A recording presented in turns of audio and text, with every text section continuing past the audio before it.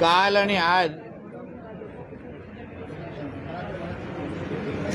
उद्धव ठाकरेंची आणि त्यांच्या उभाटा सेनेची एवढी अधोगती झालेली आहे की 2 दिवसापासून किंवा आजच्या सकाळच्या सामनाचा अग्रलेख अण्णा हजारेजीने मशाल हातात घ्यावी असे दिवस उद्धव ठाकरेंवर आणि त्यांच्या उभाटावर आलेले आहेत। मला आठवतं हिंदुहृदय सम्राट बाळासाहेब ठाकरे साहेबांनी अण्णा हजारेजींना वाकड्या तोंडाचा गांधी असं म्हणून बाळासाहेब म्हणायचे, टीकाही करायचे। आणि आज बाळासाहेबांच्या म्हणण्यानुसार त्याच वाकड्या तोंडाच्या गांधीच्या हातात मशाल घेण्याची बाब आणि मागणी आणि आग्रह सामन्यातूनच करायला लागतोय। हेच म्हणजे उद्धव ठाकरेंनी आयुष्यामध्ये काय कमवलंय ह्याचं उत्तम उदाहरण आहे, किंवा त्याच्या कामगार संजय राजाराम राऊतनी त्याची काय अवस्था केली आहे हेच त्याचं उत्तम उदाहरण आहे। अण्णा हजारेजींना परत एकदा मशाल पेटवायचीच असेल, उपोषण करायचंच असेल तर त्यांनी मातोश्रीच्या समोर जाऊन करावं।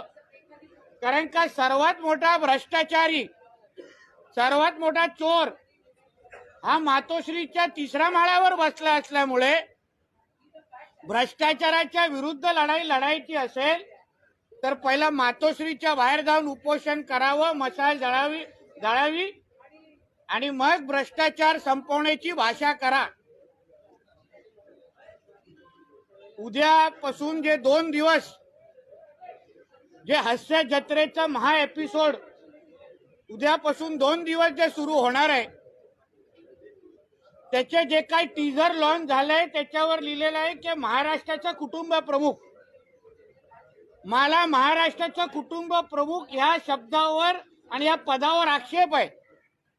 कारण का महाराष्ट्राचा कुटुंब प्रमुख हे फक्त छत्रपती शिवाजी महाराजच असू शकतात, कोणालाच दुसरी ती पदवी देता कामा नये। कारण का शिवरायांनाच आम्ही आमच्या महाराष्ट्राचा कुटुंब प्रमुख समजतो, म्हणून अशा पद्धतीच्या कुठल्याही ऐरा गेऱ्याला कुटुंब प्रमुख म्हणणं हे शिवरायांचा अपमान आहे। महाराष्ट्राच्या जनतेची त्यांनी माफी मागावी असं मी बोलीन आणि ते महाराष्ट्राचा कुटुंब प्रमुख म्हणणं त्यांनी थांबवावं। 2.5 वर्ष जेव्हा उद्धवजींना महाराष्ट्राचा मुख्यमंत्री बनण्याची जेव्हा जबाबदारी मिळाली तेव्हा गळ्याला पट्टा लावून फक्त स्वतःचं कुटुंब सांभाळलं, महाराष्ट्राला काय त्यांनी सांभाळलं नव्हतं। तेव्हा स्वतःच्या कुटुंबाचे फक्त खिशे भरले, तेव्हा महाराष्ट्राबद्दल आठवलं नाही।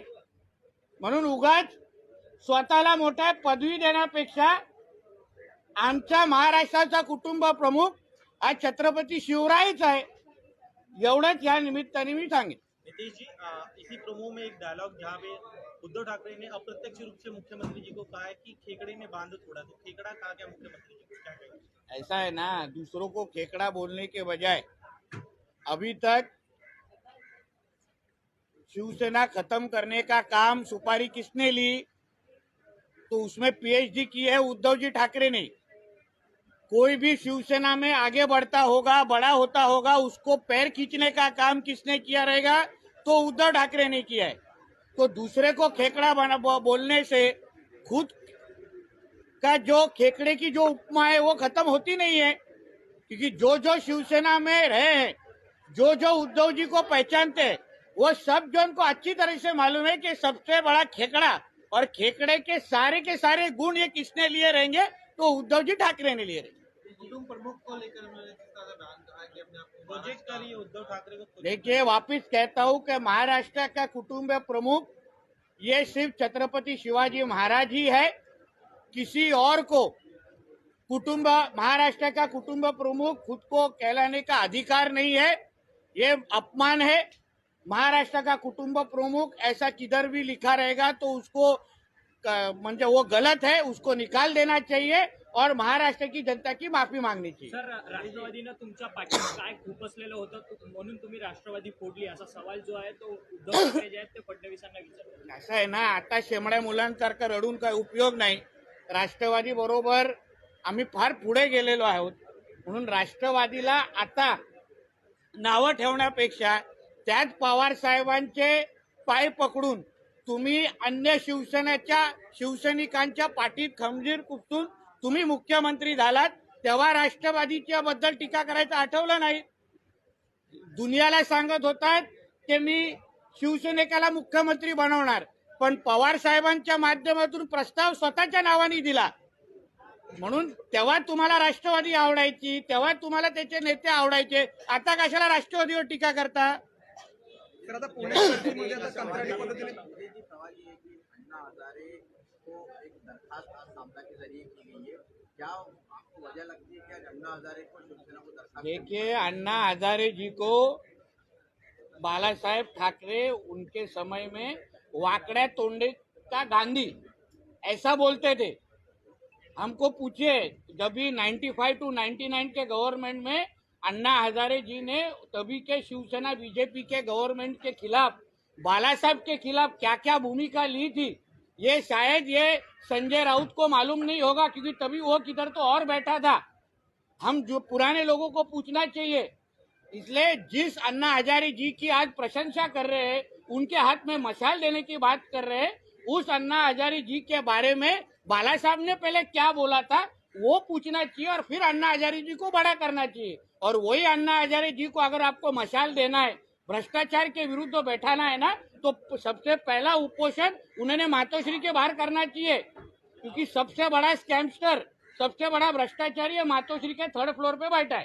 सर, उद्धव ठाकरे म्हटले की संपूर्ण भाजप माझ्या विरोधात आहे, तरी भाजपला माझी भीती का वाटते म्हणून. एक लक्षात घ्या, उद्धव ठाकरेला एक मच्छर पण घाबरत नाही, म्हणून मानेवर बसलेला मच्छर ते मारू पण शकत नाही. उगाच भारतीय जनता पक्षाच्या नावाने स्वतःला एवढं मोठं करू नये.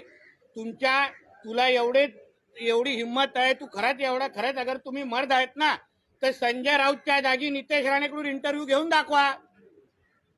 मग बघा आवाज कोणाचा आणि आवाज कुठून येतो. संजय राऊतला इंटरव्ह्यू देऊन कोण मर्द म्हणत नाही. नितेश राणेला, नारायण राणे साहेबांना इंटरव्ह्यू देऊन त्याला मर्द म्हणतो आणि मग त्याला आवाज कोणाचा म्हणतात.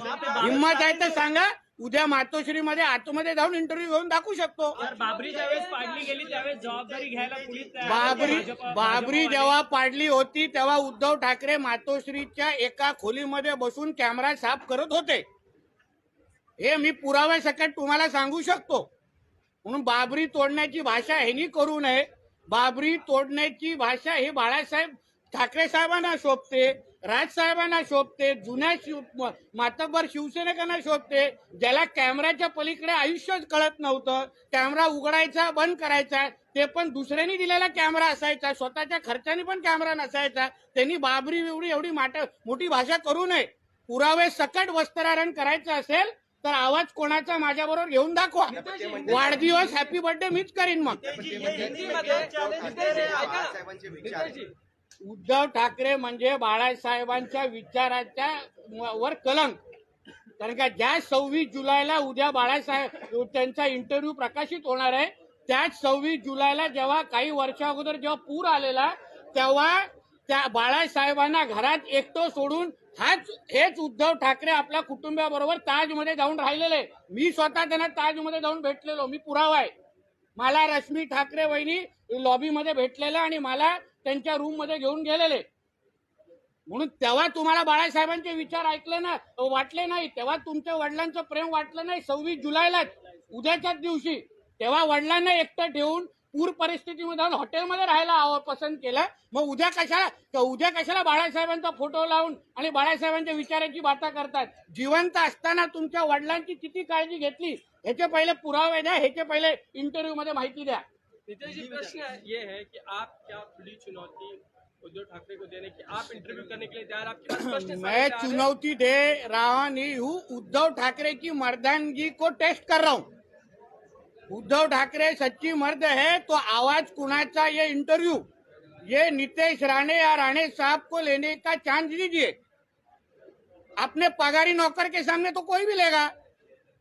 मैं अपने प्राय के संपादक को बोलूंगा बाबा सवाल पूछ, हाँ साहब कितना अच्छा शर्ट पहना है, किधर से लाया, हाँ साहब आपका मोबाइल बहुत अच्छा है, कौन सा ब्रांड का है, वो तो वही सवाल पूछेगा ना। मगर हिम्मत है, मर्द है ना, सर्टिफिकेट चाहिए तो 2 दिन नीतीश राणे के थ्रू इंटरव्यू लो, फिर मैं देखता हूँ। सवाल सारे तैयार है, सवाल सारे तैयार है। मुंह पे पढ़ के भी क्या बोलने की जरूरत नहीं है। और उसके बाद ऐसा कापेंगे ना, डायरेक्ट लीला होती।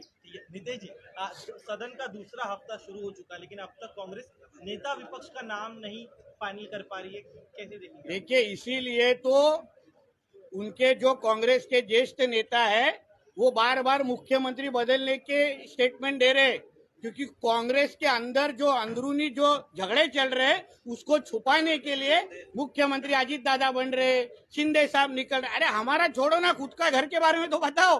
तुम्हारे घर में आग लगी है, तुम्हारे घर में तुम लोग को दूल्हा कौन है वो तुमको डिसाइड नहीं कर पा रहे तुम लोग, और हमारे तरफ क्यों देख रहे तुम लोग? हिम्मत है तो बोलो ना, विरोधी पक्ष नेता कौन है, एलओपी कौन है, वो जाहीर करो। राणे सर, हेच बीएमसी मराठी में विरोधी मंगल पक्ष नेता प्रभात अजून नाही दिलेला बीएमसी आहे। में मंगल प्रभात लोढ़ा का ऑफिस खुला है, उसको लेके कई सारे सवाल खड़े किए जा रहे हैं। मैं मंगल प्रसाद लोढ़ा जी का तहे दिल से उनका अभिनंदन करता हूँ, पालक मंत्री के उन्होंने बीएमसी में अपना ऑफिस खोला। मैं दीपक केसरकर जी को बोलूंगा उसके बाजुओं का कैबिन आप ले लीजिए। मुझे समाधान और आनंद इस चीज का है कि आखिर में सही जगह पालक मंत्री का ऑफिस खुला है, क्योंकि महाविकास आघाड़ी के वक्त मुंबई के पालक मंत्री का ऑफिस ये महापौर के पुराने बंगले में छुपा हुआ खुलता था, या तो मुंबई के पालक मंत्री का ऑफिस ये वैभव चेंबर्स के 4थे माले पे रहता था। आज एटलीस्ट मुंबई का पालक मंत्री का ऑफिस बीएमसी के मुख्य कार्यालय में है।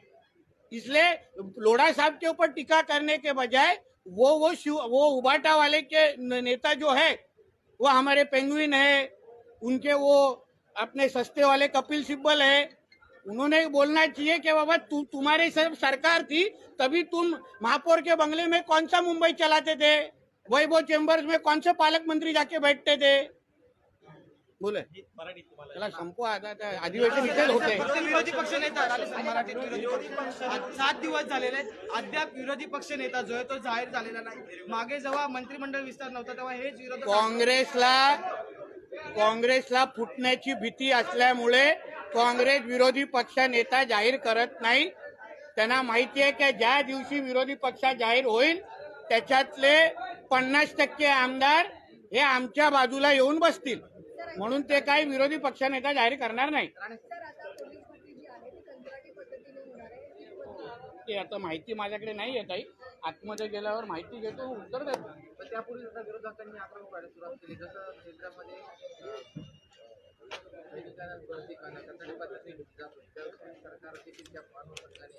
एक लक्षात घ्या, आदरणीय देवेंद्रजी आमच्या गृह खात्याचे मंत्री आहेत। पोलीस खात्याला सक्षम करण्याच्या दृष्टिकोनातून एक अनुभवी गृहमंत्री आपल्याला लाभले असल्यामुळे त्यांनी सगळ्या गोष्टीचा विचार करूनच निर्णय घेणार। आमचे वसुली करणारे गृहमंत्री नाही आहेत, एक सक्षम गृहमंत्री आहेत, ते पोलीस खात्यासाठी आणि महाराष्ट्राच्या तरुणांसाठी योग्यच निर्णय घेतील। धन्यवाद।